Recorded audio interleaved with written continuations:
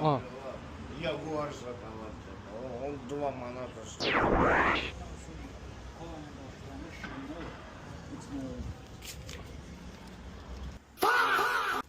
Sen idi? Oradan? Oradaydı axı bayaqdan. Cibimdən çıxar. İşte buradan çıxar. Ha? Dəqiq sen idi? Серьезно? Конечно, он тебе что обмануть будет.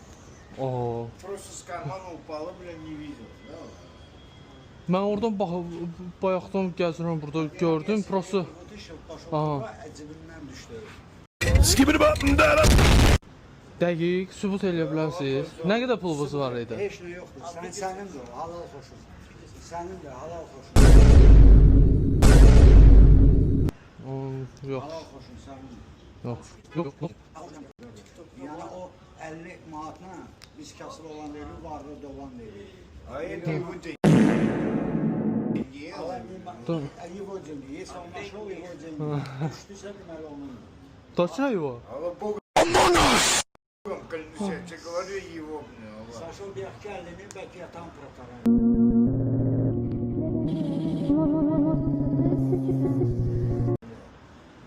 А может быть, да. Ha, Все может быть.